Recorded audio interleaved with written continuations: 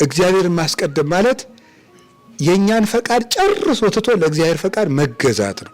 የእግዚአብሔር ፈቃድ ግን እሬት ሊሆን ይችላል፣ እስራት ሊሆን ይችላል፣ ድብደባ ሊሆን ይችላል፣ ግረፋት ሊሆን ይችላል፣ ሞት ሊሆን ይችላል፣ ማጣት ሊሆን ይችላል።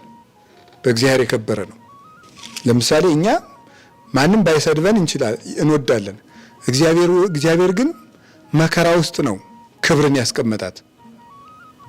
መንግስተ ሰማያት በእርሻ መካከል የተዳፈነች ዕንቁን ትመስላለች ሲል በመከራ ውስጥ ክብር ተዳፍኖ አለ ማለቱ አይደለ?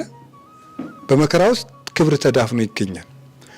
ውርደት ውስጥ ክብር አለ፣ ማጣት ውስጥ ማግኘት አለ አይደል ያለን?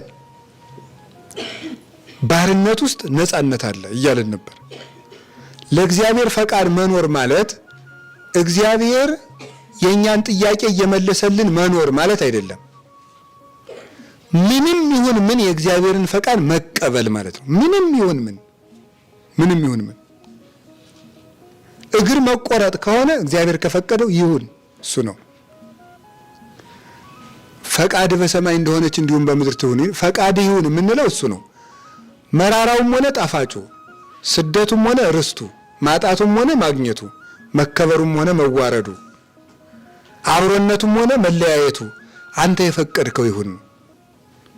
ከመብላታችን በፊት አባታችን ሆይ የምንለው ከምግብ ማን ይቀድማል ነው? እግዚአብሔር ይቀድማል ነው። ከሁሉም ነገር እግዚአብሔር ነው የሚቀድመው። እንዲሁ ከገንዘብ እግዚአብሔር ይቅደም። እንዲሁ እውነቴን ነው። ኧረ በንስሐ ልጅም እንደዚያው፣ በምንም እንደዚያው፣ በቤተ ክርስቲያንም እንደዚያው። እግዚአብሔር የሚቀድመው መቼ ነው? እግዚአብሔር ብቻ የሚታሰበው ያለ ታርጋ እግዚአብሔር ብቻ የሚታሰበው መቼ ነው? ያለ ሳንቲም፣ ያለ ምን አለው ያለ ምን አላት እግዚአብሔር ብቻ የሚታሰበው እግዚአብሔር ብቻ የሚታየው መቼ ነው? ያለ ተቀጽላ ፍጹም ውርደት ነው ይሄ። የሳንቲም ድቃቂ የልብስ ላቂ ብቻ እየተከተል እግዚአብሔርን ትተን ስንል ክርስቶስ ዓለማት ሁሉ ያጌጡበት ዕንቁ ነው። ድሆች የከበሩበት ወርቅ ነው ክርስቶስ።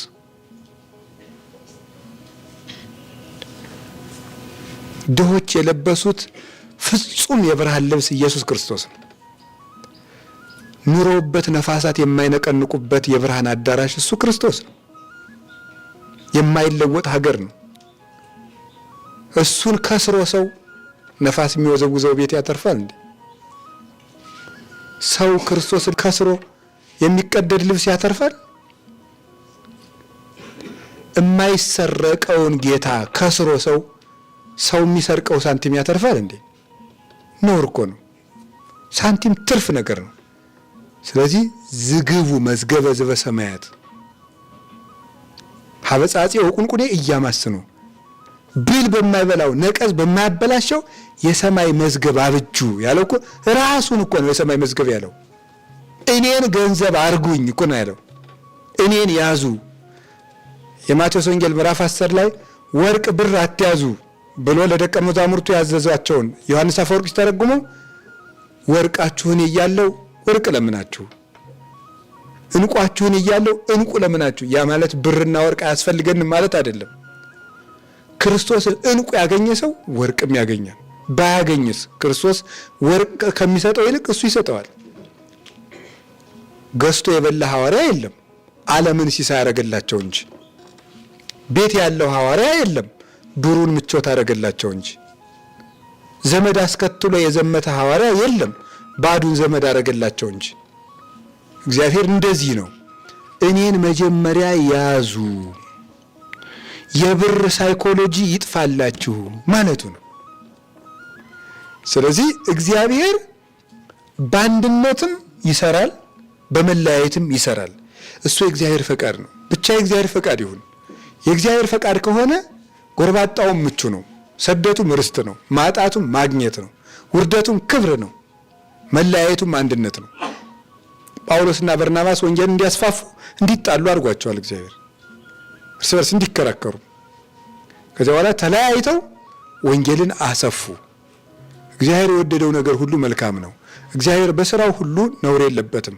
እስመ ርቱዓት ፍናዊሁ ለእግዚአብሔር፣ የእግዚአብሔር መንገዶች ሁሉ ቅኖች ናቸው ብሎ ሆሴ ምዕራፍ 14 ቁጥር 9 ላይ እንደነገረን የእግዚአብሔር መንገዶች ሁሉ ቅኖች ናቸው፣ ጥመት እንኳን የለበትም።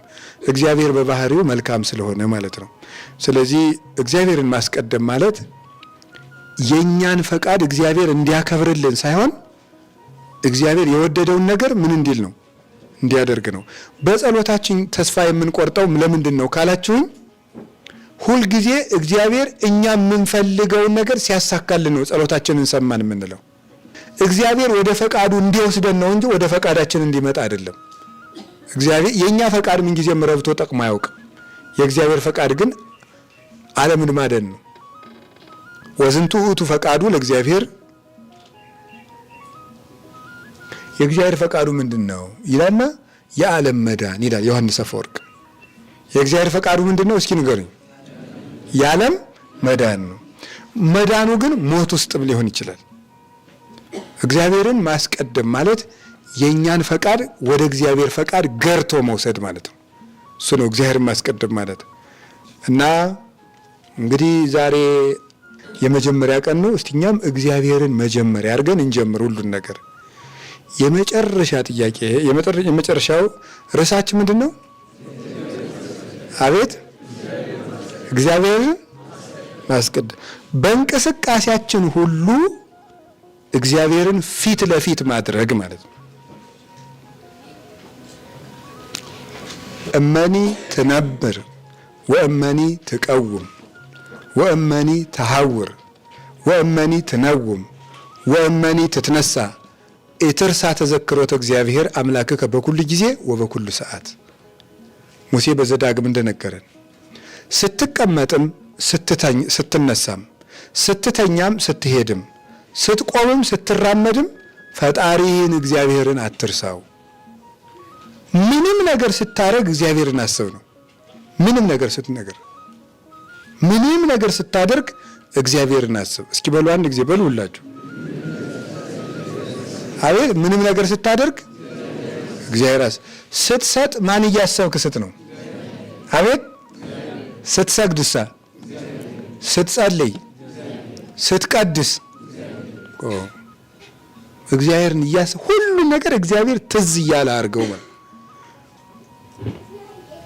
ዘልፈር የእወል እግዚአብሔር እስመ በየማነ ውእቱ ከመ ኢይትሐወክ። እግዚአብሔርን ሁል ጊዜ አየዋለሁ። ሊቃውንቴን ሲተረጉሙ እግዚአብሔር ሁል ጊዜ በፊቴ ነው። ቅድሚያ የውእቱ በኩል ጊዜ እግዚአብሔር ሁል ጊዜ በፊቴ ነው። ይሄን ሲተረጉሙት በፊት ያለ እንዲታሰብ አስበዋለሁ ሲል ነው ይላል። እግዚአብሔር በፊቴ ነው ማለት እግዚአብሔርን ሁል ጊዜ አስበዋለሁ ማለት። እንደዚህ ብናደርግ ጠብ የለ፣ ጭቅጭቅ የለ፣ ንትርክ የለ፣ አድማ የለ፣ ሐሜት የለ፣ ነገር ስራ የለ፣ ምን የለ፣ ስርቆት የለ፣ ውሸት የለ። እግዚአብሔር ፊት ለፊታችን ቢሆን እግዚአብሔርን ሁል ጊዜ ማየት ማለት ነው። እግዚአብሔርን ማስቀደም። ፊት ለፊቱ የሆነ ነገር ይረሳል። አሁን ይሄን እያያችሁ መርሳት ትችላላችሁ? አንረስም። ለምሳሌ እንዲህ ያለው ሁለት ጀማሪ መነኮሳት ሲጸልዩ ሰይጣን ምን አላቸው? በቃ የበቃ አስመስሎ ነው እንዴ እስኪ በቃ እናንተ ወደ ሌላ ምስጢር ላሸጋግራችሁ ነው ብሎ ዟቸው ሲሄድ ከባታቸው አውጥቷቸው ሲሄድ ምን አደረገ መሰላችሁ?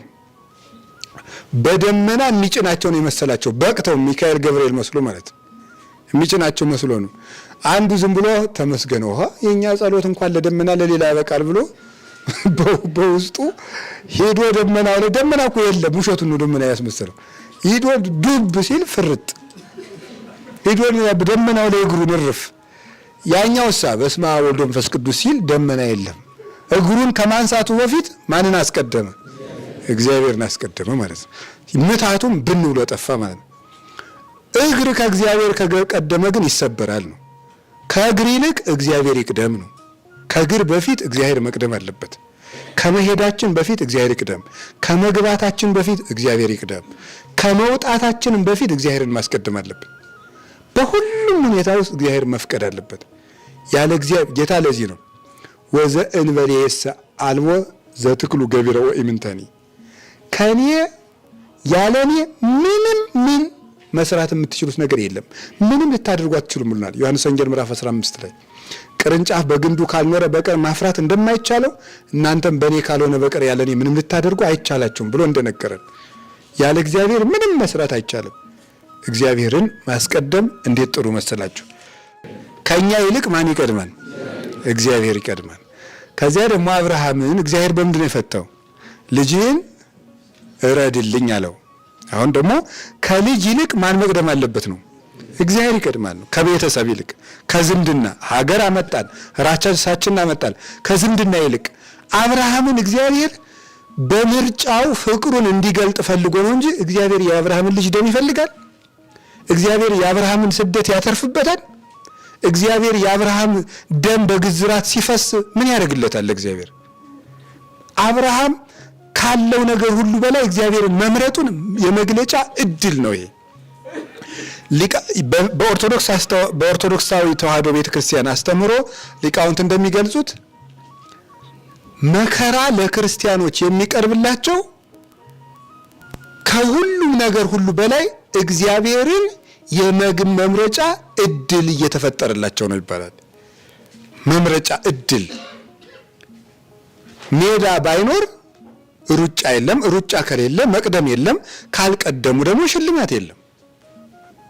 ያለ ትግል ድል፣ ያለ ድል አክሊል የለም እንደሚባለው ማለት ነው።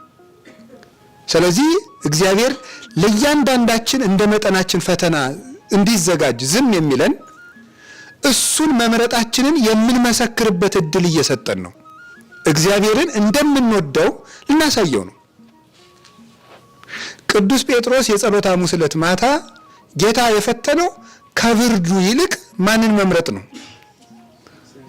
ከዚያች እግዚአብሔር እንዲመር ነው። ከዚያች የሰዓት ሙቀት ይልቅ እስመ ብዙ ቁራ ለኢቲ ሌሊት፣ በጣም ከባድ ብርድ ያለበት ሰዓት ነው። እሳት ነደደችለት እዶ ሞቅ ሞቅ እያለ ኢየሱስን ታውቀዋለህ ተብሏል። እኔ አላውቀውም። እሳቱ አበለጠችበት ማለት ነው። ጌታ የፈለገው ከዚያች ከምትጣፍጥ የብርድ እሳት ይልቅ ጴጥሮስ ሆይ ኢየሱስ ክርስቶስን ትመርጣለህ ሆይ። ልክ እንደ ቅዱስ ጴጥሮስ የብርድ እሳት ብዙ የሚጣፍጡ ነገሮች ይቀርቡልናል በየጊዜው። ከነዚያ ይልቅ ክርስቶስን የመምረጥ እድል ነው፣ የመምረጥ ችሎታ ነው። ክርስትና ሃይማኖት ማለት እንደሱ ነው። እሱን መምረጥ መቻል። እግዚአብሔር የሚመርጥ ልብ ይስጠን፣ የሚመርጥ ልብ ይስጠን። እግዚአብሔርን ደስ ካለው ሞትንም እንኳ ቢሆን እንመርጣለን። ወይም ያለ እግዚአብሔር ከመኖር ከእግዚአብሔር ጋር መሞትን መምረጥ ማለት ነው። እሱ የማቴዎስ ወንጌል ምዕራፍ 26 ቁጥር 39 ላይ ወባይቱ ፈቃደ ዚአከ ለይኩን ወአኮ ፈቃደ ዚአየ ብሏል አይደል ጌታ። አባቴ ሆይ ይችን ጽዋ ከኔ ያሳልፋት አለና ነገር ግን ያንተ ፈቃድ ይሁን እንጂ የኔ ፈቃድ አይሁን አለ። ምን ማለቱ ነው? በሰማዕትነት የሚሞት ሰው ምንጊዜም ማረፍ ይፈልጋል። ባይሞት ደስ ይለዋል አንድ ሰው አይደል? ነገር ግን እግዚአብሔርን ደስ ካለው እሱ የሚመርጠውን እረፍት ወይም አለመሞት ሳይሆን እግዚአብሔርን የሚያስደስተውን ሞት ቢሆን መምረጥ አለበት ነው። እግዚአብሔርን ከማያስደስት ኑሮ እግዚአብሔርን የሚያስደስትን ሞት መምረጥ ይቻላል ነው ጌታ ማለት የፈለገው እሱ ነው እንጂ የእሱ ፈቃድ ከአብ ፈቃድ ልዩ ሆኖ እሱን አይደለም መናገር የፈለገው። ሰው ከሚወደው እረፍት እግዚአብሔርን የሚያስደስት ሞት ይሻላል ነው። ያንን ነው አብርሃም ሆይ ቁሰልልኝ አለው። ከራስህ ይልቅ ማቴዎስ ወንጌል ምዕራፍ 22 ከቁጥር 37 እስከ 38 ያለው ይሄ ነው። አፍቅሮ ለእግዚአብሔር አምላከከ በኩሉ ልብከ ወኩሉ ነፍስከ ወኩሉ ኃይልከ የሚለው እግዚአብሔር በፍጹም ልብ በፍጹም ስጋ ውደደው ማለት ከራስ በላይ ውደደው ማለት ነው። ከራስ በላይ ውደደው። ጌታም ሲናገር የማቴዎስ ወንጌል ምዕራፍ 10 ላይ ሲናገር የኔ ሊሆን የሚወድ ሰው ካለ ራሱን ይካድ ብሏል። ራሱን ይካድ የሞቱን መስቀልም ተሸክሞ ይከተለኝ። በዚህ ዓለም ላይ ከባዱ ይልቅ ከራስ ፍላጎት እግዚአብሔርን መምረጥ ነው። በጣም በጣም በጣም በጣም በጣም አዳም የተፈረደበት በምንድን ነው ብትሉ እግዚአብሔርን ባለማስቀደም ነው። ከእግዚአብሔር ፍቅር ይልቅ የበለስን ፍሬ አስቀደመ፣ መረጠ፣ በለጠበት ማለት ነው። ለእግዚአብሔር ፍቅር ከመሳሳት ይልቅ ሔዋን ወአፍተዋ ለሔዋን አይደለም የሚለው የበለስ ፍሬ አስጎመጃት ይላል። የምርጫ ጉዳይ ነው።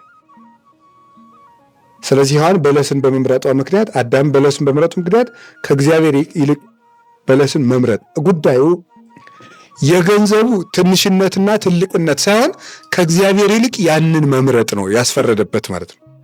በለስ ትልቅ ዋጋ ኑሮት ሳይሆን ከእግዚአብሔር ይልቅ በመመረጡ ግን በደሉ ትልቅ ነው። ከእግዚአብሔር ይልቅ በመመረጡ እሱ ነው መሰረታዊ ነገር። ስለዚህ እግዚአብሔር አዳምን ከኔ በለስ ከተሻለ የበለስህን ዋጋ ሞትን ቅመስ ብሎ ሞትን ሰጠው። እግዚአብሔርን ቢመርጥ ደግሞ እግዚአብሔርን ማምለጥ ትልቅ ነገር ነውና እግዚአብሔርን የመምረጥ ዋጋው የዘላለም ሕይወት ነው። ሰው የመረጠውን ዋጋ ነው የሚያገኘው። እግዚአብሔርን ቢመርጥ የዘላለም ሕይወት ያገኛል። ያነሰውን ስለመረጠ የሰው ልጅ አነሰ። ትልቁን የመረጠ ትልቅ ይሆናል። ያነሰውን የመረጠ ያንሳል። አንረሳም። እግዚአብሔርን ማስቀደም ማለት እግዚአብሔርን ሁልጊዜ ማየት ማለት ነው። እግዚአብሔርን ሁልጊዜ ማየት ብቻችንንም ስንሆን፣ ከሰው መሃልም ስትሆን፣ በህብረትም ስንሆን፣ ስንታዘዝም፣ አፋችን ገጥመን ልባችን ውስጥም እግዚአብሔርን ማየት። እመኒ አረጉ ውስተ ሰማይ እየኒ ያለው ከአንተ ወደ ሰማይ በወጣ አንተ በዚያ አለህ። እንደ ንስር ክንፍ አውጥቼ ብበር አንተ በዚህ አለህ። ወደ ጥልቁ ብበርም አንተ በዚህ አለህ። ቀኝህ በዚያ ትመራኛለህ ይላል ዳዊት።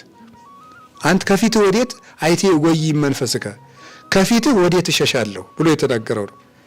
እግዚአብሔርን ማስቀደም ማለት ሁልጊዜ በእግዚአብሔር ፊት ቆሞ መኖር ማለት ነው። ሁልጊዜ በእግዚአብሔር ፊት መቆም ነው። ወይም እግዚአብሔር ያየኛል ማለት